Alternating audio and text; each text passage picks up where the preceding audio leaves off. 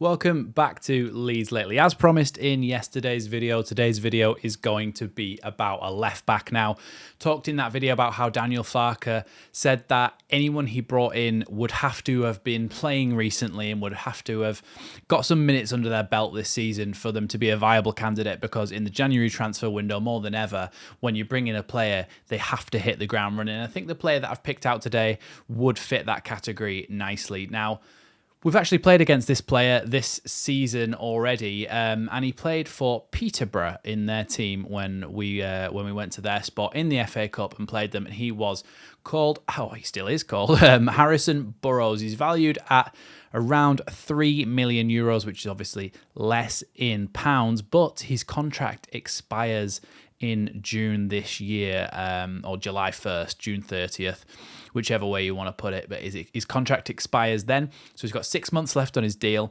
Obviously, that means that he'd be available for a lot cheaper, and I genuinely think he'd actually be a very good option to bring in. So the 22-year-old left back, like I said, plays for Peterborough at the moment, and mainly plays at left back. He can play as well at left midfield or central midfield, but with the depth that Leeds have in their squad, he would just be playing at left back, you've got to feel.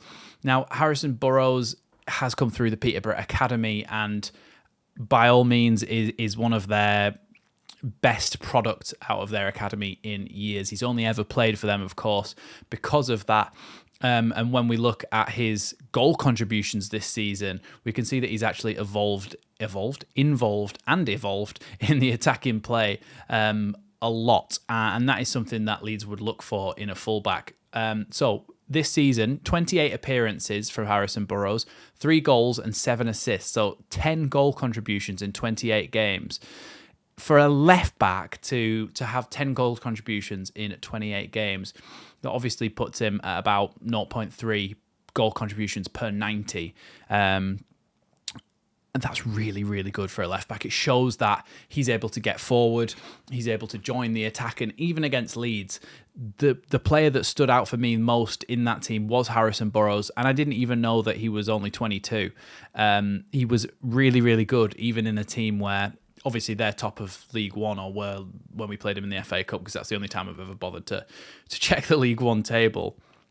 But they are top, and he's one of their best players, valued at one of the most expensive players in League One.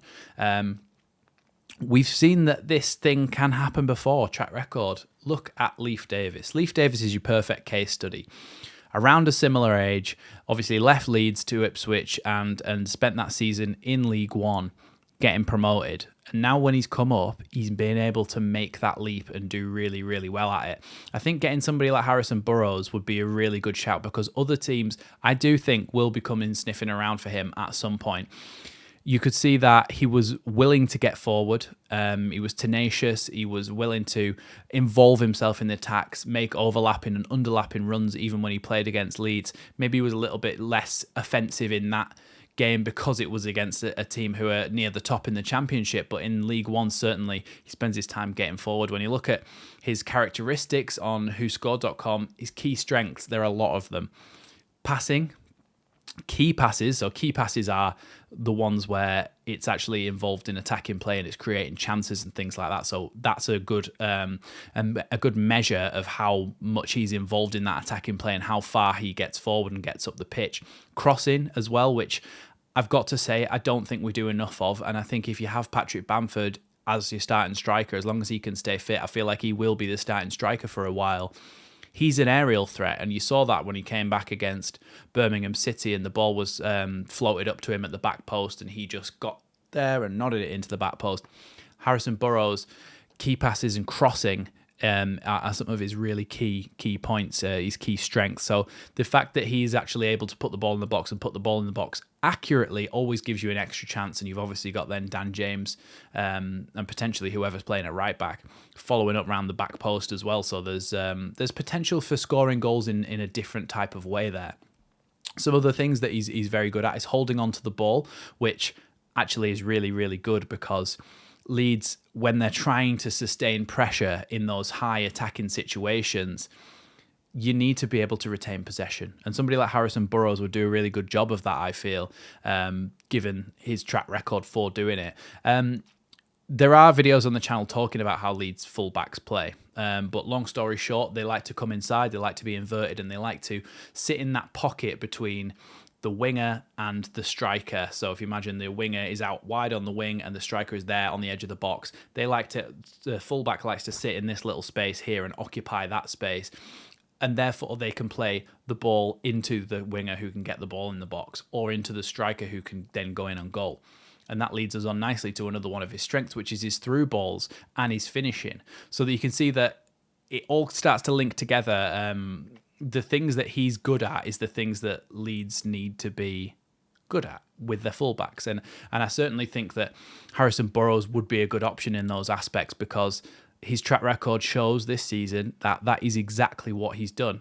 He's got forward, he's got up, he's played through balls, he's played crosses, he's shown that he's got different types of passes to his game. He's able to get the ball in the box in many different ways, open up space in many different ways, and he kind of offers you a different weapon in your attacking arsenal. And I think that would actually be a really good point for him, a really good tick in the box. Finishing as well, like I've mentioned. Ball interception as well, which to me is always one of the things where you get to realise what somebody's sort of footballing intelligence is like. And somebody who makes a lot of interceptions is always good to look at, because it means that they're able to read the game really well and step into situations where they go, okay, it looks like he's going to pass the ball there. This is his best option. I'm going to mark that passing lane. And if they still try and get it past you, you're in a good position then to take that. Or if you're in the right place, they might go the other way and it might slow down their attack, make them think twice about things. So that's actually a really good point, even though it just seems like ball interception, yeah, he's good at standing in the way. Footballing brain and footballing intelligence is shown through that.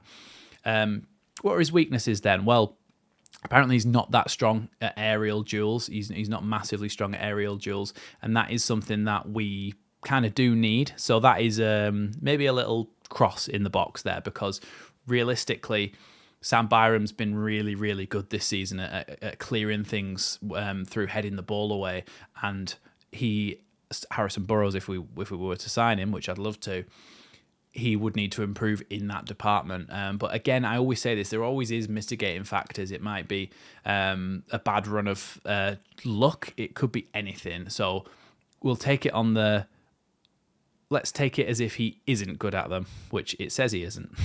And we kind of saw that in the game against Leeds as well. That would be an improvement point. And then defensive contribution as well. But in a team like Leeds, you're not really going to be back that often, and hence that's probably why his contribution is like that, because he is actually a similar situation with Peterborough, with them being top of the league and Leeds being really high up in this league as well, in that he doesn't have to get back and defend that often because his team are usually pretty dominant. Average rating over the season so far of 28 games, his average rating is 7.31 as well, which shows that he's very, very consistently good. Anything above a 7 consistently is really, really good over the course of that many games. His style of play as well, let's do a little bit of that. We did talk about likes to cross and likes to intercept and tackle, but the layoffs thing is nice as well, because that is a lot of what you see from our fullbacks, laying the ball off to Dan James or laying the ball off to Somerville, getting it back and using that to create triangles and create space to open up gaps to get the player down the line, whether that be the fullback or the winger, to then be able to get the ball in the box. So for me, he ticks a lot of boxes. Let's go through them. He's young, 22, so he's got a lot of resale value. He's coming to the end of his contract, so that means he's pretty cheap. He's coming up, I want to go on that negatives in a minute. Key passes and through balls and all that sort of thing, we'll put that together. Passing ability, that is something that I really like. Footballing intelligence for the interception, he ticks all those boxes for me, and he kind of fits our system as well with the way he plays, so that ticks all those boxes. The negative things are, would he be able to make the step up? I think he would, because of the case study that is Leif Davis. But let's say that if we took it as a negative, will he be able to make the step up, because it is an unknown? Aerial duels and defensive contribution, that'd probably be about it for me, I think. Genuinely, there's not many. There's more. I think I had 5 positives and 3 negatives, and the negatives aren't the end of the world. One of them is dubious because you don't actually know. So for me, I think it's a no-brainer. I think it would be a really good shout to pluck somebody from League One for cheap. You know that they've been playing a lot of football and a lot of competitive football in a level that's not too dissimilar from what the Championship is, right at the top of that division. So why not give it a go? That's my thoughts on the matter. Let me know what you think down below, and let me know if you think there are any other potential targets that you'd like me to do a bit of a scouting report on as well. But thanks for watching, and I'll see you next time on Leeds Lately.